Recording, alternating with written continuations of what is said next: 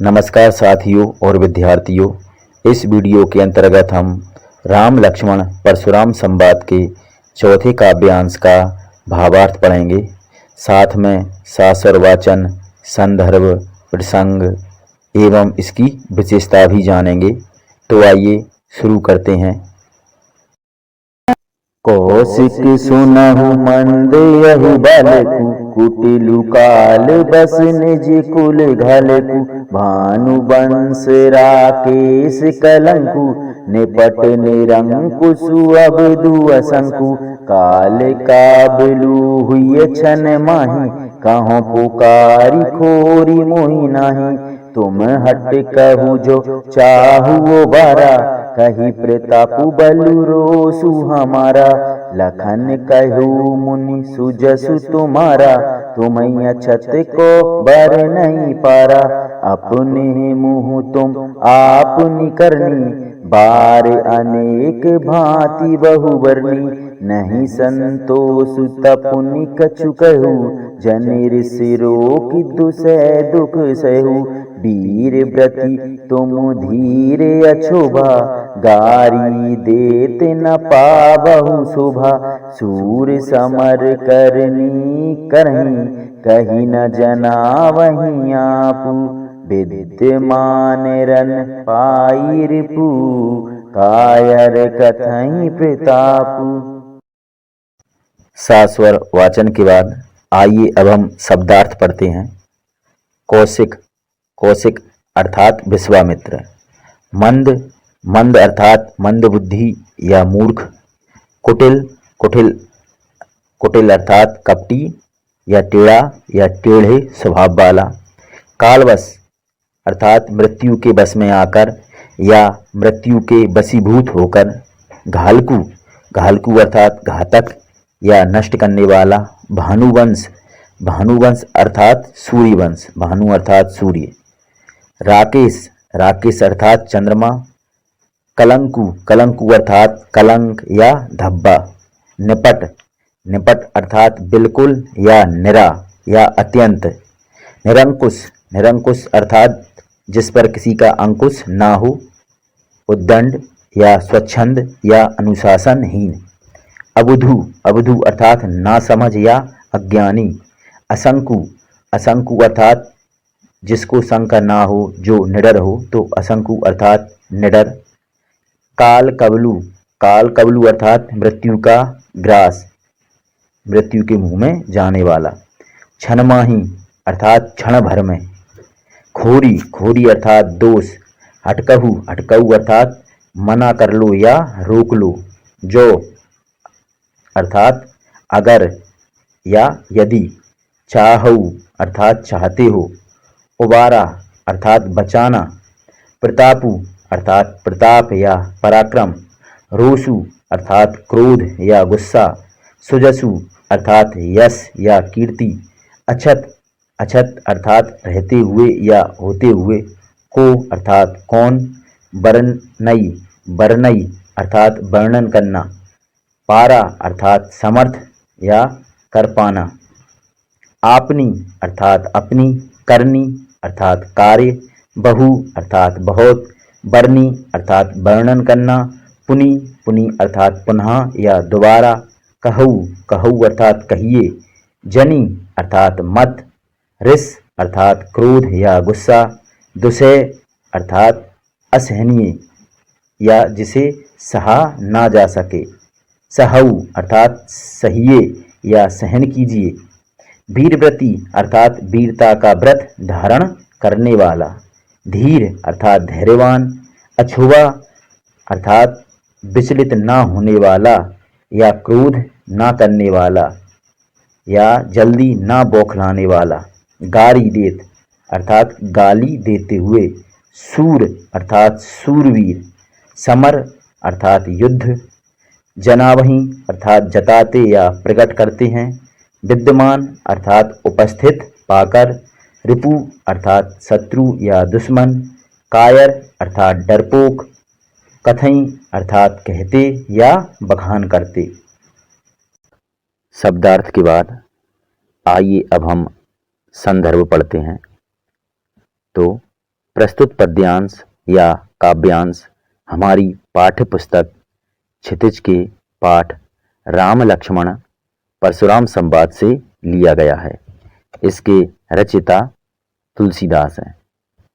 तो जिसका हमने अभी सस्वर वाचन किया वह हमारी पाठ्य पुस्तक क्षितिज के पाठ राम लक्ष्मण परशुराम संवाद से आया है और इसके रचयिता तुलसीदास जी हैं। संदर्भ के बाद आइए अब हम प्रसंग को पढ़ते हैं।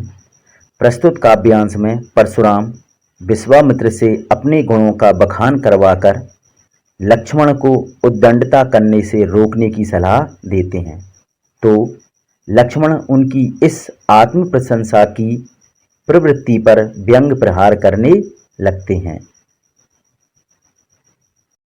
प्रस्तुत काव्यांश में परशुराम जी कहते हैं कि लक्ष्मण मंदबुद्धि हैं, वह कुटिल हैं, वह कलंक के समान हैं, वह निरंकुश हैं, और वह कहते हैं हे विश्वामित्र, तुम इसे हटक लो, इसे हमारे प्रताप बल और रोष के बारे में बताओ।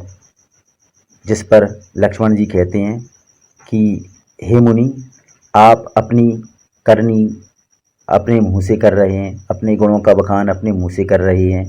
आप वीरव्रती हैं, आप धैर्यवान हैं, आप क्षोभ रहित हैं, आपको गाली देते हुए शोभा नहीं देता। वीर तो युद्ध के मैदान में युद्ध करते हैं, अपने गुणों का बखान नहीं करते।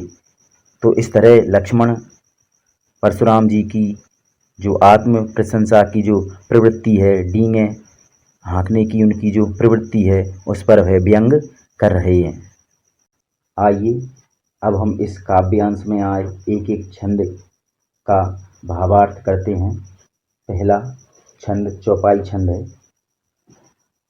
कौशिक सुनाऊ मंद यहु बालकु, कुटिलु काल बस निजकुल घालकु।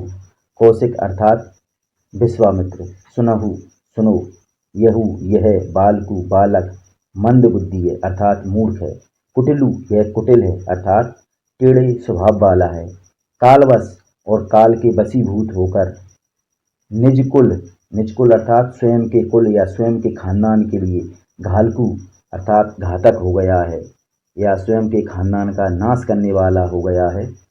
तो इस पंक्ति का अर्थ हुआ, हे विश्वामित्र सुनो, यह बालक बड़ा मंद बुद्धि है, यह कपटी है और काल के बस होकर यह अपने कुल के लिए घातक बन रहा है।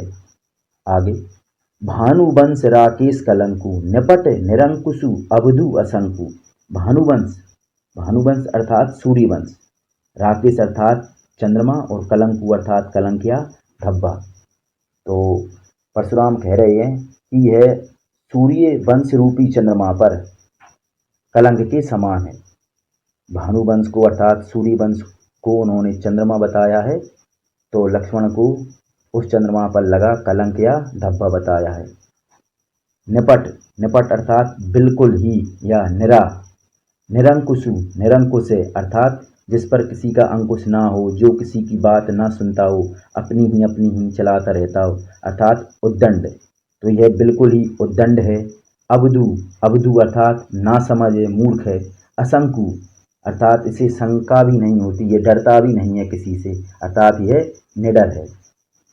तो परशुराम जी कह रहे हैं यह सूर्य वंश रूपी पूर्ण चंद्र का कलंक है, यह बिल्कुल उद्दंड, नासमझ और निडर है।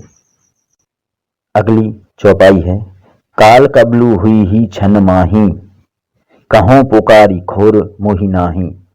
काल कबलु अर्थात काल का ग्रास या मौत के मुंह में चले जाना, हुई ही हो जाएगा, क्षण माही क्षण भर में, कहों कह रहा हूँ, पुकार कर, खोरी दोष मोही मुझे, नाही मत देना या नहीं देना। तो परशुराम जी कहते हैं अभी क्षण भर में यह काल का ग्रास हो जाएगा, मैं पुकार कर कह देता हूँ, फिर मुझे दोष मत देना।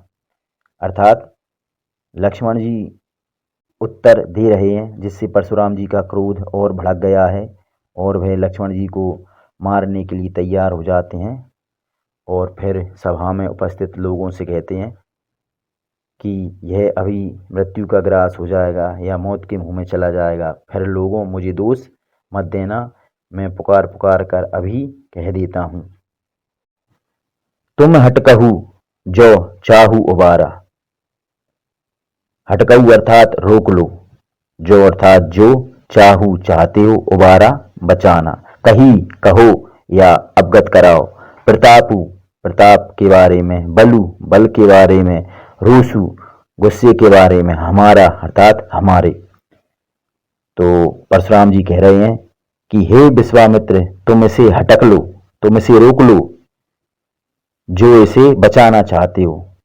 इसे हमारे बल, प्रताप और गुस्से के बारे में अवगत कराओ ताकि ये चुप हो जाए। हे विश्वामित्र, यदि तुम इसे बचाना चाहते हो तो रोक लो, इसे हमारे प्रताप, बल और क्रोध के बारे में अवगत कराओ ताकि यह चुप हो जाए। अगली चौपाई है, लखन कहू मुनि सुजसु तुम्हारा, तुम्हई अच्छत को बरनई पारा। लखन अर्थात लक्ष्मण, कहू अर्थात कहते हैं या कह उठते हैं। मुनि, हे मुनि, सुजसु सुजसु अर्थात यश, तुम्हारा तुम्हारा अर्थात आपका, तो आपका यश। तुम्हई तुम्हई अर्थात तुम्हारे। अछत अछत मतलब अकेले या रहते हुए। तुम्हई अछत अर्थात तुम्हारे रहते हुए या आपके रहते हुए। को अर्थात कौन। वर्णई वर्णई अर्थात वर्णन करने में या बताने में। पारा पारा अर्थात समर्थ है। तो लक्ष्मण जी यह कहना चाहते हैं कि हे मुनिवर, आपके यश के बारे में आपके रहते हुए वर्णन करने में और कौन समर्थ है। अर्थात आप ही अपने यश के बारे में इतना बता चुके हो, इतना गुणगान कर चुके हो अपनी कीर्ति के बारे में कि किसी और की जरूरत है ही नहीं, और कोई इतना कर ही नहीं सकता। तो यहाँ पर लक्ष्मण जी ने व्यंग किया है परशुराम जी के ऊपर, और परशुराम जी विश्वामित्र से कहते हैं कि तुम इसे बचाना चाहते हो तो इसे हमारे बल, प्रताप और यश के बारे में बताओ। तो विश्वामित्र बोल ही नहीं पाते, उससे पहले लक्ष्मण बोल पड़ते हैं। इतने में लक्ष्मण बोल पड़ते हैं कि हे मुनि, आपका सुयश आपके रहते दूसरा कौन वर्णन कर सकता है। अपने मुंह तुम आपनी करनी, बार अनेक भांति बहु बरनी। अपने मुंह अर्थात अपने मुंह से, तुम आपनी अर्थात अपनी, करनी अर्थात अपने कर्मों को या अपनी कीर्ति को या अपने गुणों को, बार अनेक अनेक बार, भांति बहु बहुत भांति या बहुत प्रकार से, वर्णी अर्थात वर्णन कर रहे हो। तो लक्ष्मण जी कह रहे हैं कि हे परशुराम जी, आप अपने गुणों का बखान अपने मुंह से अनेक बार कर रहे हो, भिन्न भिन्न प्रकार से या भांति भांति प्रकार से कर रहे हो। तो लक्ष्मण जी के कहने का आशय है, आपने अपने ही मुंह से अपनी करनी अनेकों बार बहुत प्रकार से वर्णन की है। तो इस चौपाई में लक्ष्मण जी कहते हैं कि हे मुनि, आपके यश का वर्णन करने में आपके अलावा और कौन समर्थ हो सकता है, आपके रहते और कौन समर्थ हो सकता है।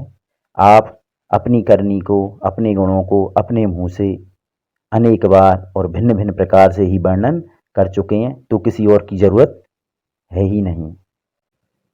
अगली चौपाई है, नहीं संतोषु ता पुनि कछु कहऊ, जनि रिस रोकी दुसह दुख सहऊ।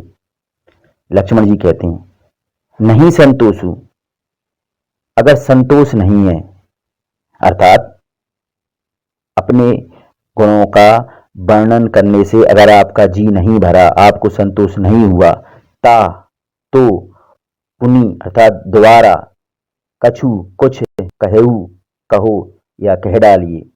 लक्ष्मण जी कह रहे हैं कि अगर आपको अब भी संतोष नहीं है तो दोबारा कुछ कह डालिए। जनी अर्थात मत, ऋषि अर्थात गुस्से को, रोकी अर्थात रोक कर, लेकिन गुस्से को रोक कर, दुसह अर्थात असहनीय दुख, सहु सहु अर्थात सहन कीजिए, लेकिन गुस्से को रोककर असहनीय दुख को मत सहन कीजिए। लक्ष्मण जी कहते हैं, इतने पर भी यदि संतोष नहीं है तो पुनः कुछ कह डालिए, लेकिन क्रोध रोककर असह्य दुख मत सहन कीजिए। आगे, वीर व्रति तुम धीर अछोवा, गारी देत न पावहु शोभा। लक्ष्मण जी कहते हैं, वीर व्रति, आप वीरता का व्रत धारण करने वाले, धीर धैर्यवान, अछोभा अर्थात क्षोभ रहित, जल्दी विचलित ना होने वाले या जल्दी ना बौखलाने वाले। लक्ष्मण जी कह रहे हैं कि आप वीरव्रती, धैर्यवान और जल्दी विचलित ना होने वाले पुरुष हैं। गाली देते हुए, ना नहीं, पावहु पाते शोभा अर्थात आपको गाली देते हुए शोभा नहीं देती या आप गाली देते हुए शोभा नहीं पाते।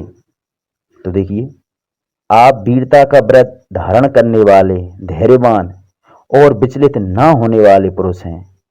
आप गाली देते हुए शोभा नहीं पाते। इस काव्यांश का अगला छंद दोहा छंद है। सूर समर करनी करहीं, कहीं न जना वहीं आपू। लक्ष्मण जी कह रहे हैं, वह व्यंग करते हुए कह रहे हैं, सूर जो सूरवीर होते हैं, वह समर युद्ध में, करनी अर्थात कर्म करते हैं, वीरता का प्रदर्शन करते हैं, करहीं अर्थात करते हैं, कही कहकर, ना नहीं, जना भई जताते, आपू अर्थात स्वयं, वह स्वयं अपनी करनी का या अपने कर्मों का या अपनी वीरता का वर्णन कहकर नहीं जताते, वह कर कर जताते हैं। तो व्यंग करते हुए लक्ष्मण कहते हैं, सूरवीर तो युद्ध में करनी अर्थात वीरता का प्रदर्शन करते हैं, कहकर अपनी वीरता नहीं जताते। विद्यमान रन पाई रिपु, कायर कथई प्रताप। विद्यमान अर्थात उपस्थित पाकर, रन अर्थात युद्ध में, पाई अर्थात पाकर, रिपु अर्थात शत्रु को, तो शत्रु को युद्ध में उपस्थित पाकर, कायर अर्थात जो डरपोक लोग होते हैं, कथई कहते हैं या बखान करते हैं, प्रतापु प्रताप का, अपनी वीरता का। तो लक्ष्मण जी कहना चाह रहे हैं, शत्रु को युद्ध में उपस्थित पाकर कायर ही अपने प्रताप का बखान करते हैं। अर्थात सूरवीर तो वीरता का प्रदर्शन करते हैं, लेकिन कायर अपनी वीरता का बखान करते हैं। तो इस तरह लक्ष्मण जी द्वारा परशुराम जी पर व्यंग किए हैं। भावार्थ के बाद आइए अब हम विशेषता को पढ़ते हैं। पहली विशेषता, इस पद में परशुराम जी की आत्म प्रशंसा की प्रवृत्ति का पता चलता है। अर्थात परशुराम अपने गुणों का बखान करने के लिए विश्वामित्र से कहते हैं और स्वयं भी अपने मुंह से अपने गुणों का बखान करते हैं। इस तरह उनकी आत्म प्रशंसा की प्रवृत्ति का पता इस काव्यांश से चलता है। अगली विशेषता, भाव के अनुरूप सरल सहज अवधी भाषा का प्रयोग हुआ है। तो काव्यांश की भाषा अवधी भाषा है, जो कि सरल और सहज है। अगली विशेषता, काव्य में वीरवा रौद्र रस है। अगली विशेषता, काव्य में वीरवा रौद्र रस है। तो जहाँ पर परशुराम जी बोलते हैं गुस्से में, वहाँ पर रौद्र रस है, और जब लक्ष्मण प्रत्युत्तर देते हैं तो वहाँ पर वीर रस है।